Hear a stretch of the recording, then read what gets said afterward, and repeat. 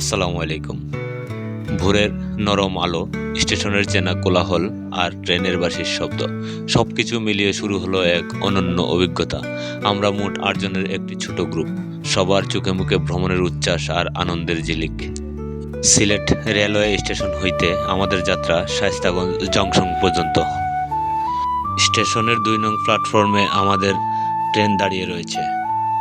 আমাদের বগির সামনে দাঁড়িয়ে বসে আমরা অপেক্ষা করছি আমাদের ট্রেন ছাড়ার। কখন আমাদের ট্রেন ছাড়বে? আমরা সবাই বসা। এরই মধ্যে বেজে উঠল হুইসেল। আমাদের জয় প্রথমে উঠল, তারপর বর্ণালী, তার পিছনে রয়েছে নিজবা। পরক্ষণেই শরণ এবং সুহেল, ওনারাও একসাথে উঠলেন। আমিও তাদের পিছনে পিছনে বগিতে উঠে গেলাম। ধীরে ধীরে শহরকে পিছনে ফেলে ট্রেন এগিয়ে চলল গ্রামের দিকে। দুই পাশের দৃশ্য যেন এক চলমান ছবির ফ্রেম। সবুজ কাশবন আমাদের আগলে রাখছে। ট্রেন ছাড়ার সাথে সাথেই জানালার পাশে বসে পড়ল আমাদের দুই লেডি, নিজবা এবং বর্ণালী। কিছুক্ষণ সবাই শান্ত থেকে ট্রেন জার্নিটাকে উপভোগ করছে। ট্রেন এগিয়ে চলছে। দুই পাশে টিলা, ছোট ছোট গ্রাম, খালবিলা আর নদীর শান্ত জলরাশি। কোথাও কোথাও গাছের সারি, আবারও কোথাও ছড়িয়ে থাকা কুড়েঘর। প্রকৃতি তার সকল সৌন্দর্য উজাড় করে দিয়েছে। আমি শরণকে ফটোগ্রাফার বানিয়ে নিজের মতো করে চলন্ত ট্রেনের মধ্যে নিজেকে বিলিয়ে দিয়ে একটি ছোট ভিডিও বানানোর চেষ্টা করছি।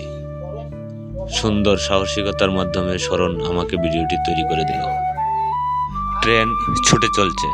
জানালার বাইরে সবুজের মেলা, আর ট্রেনের ভেতর চলছে অন্যরকম ব্যস্ততা।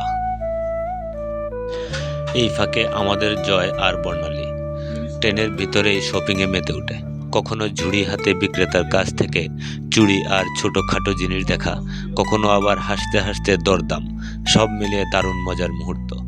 বর্ণালীর পছন্দ করা রঙিন জিনিসগুলো জয় মজা করে মন্তব্য করছে, আর আমরা বাকিরা সেই দৃশ্য দেখে হেসে উঠছি।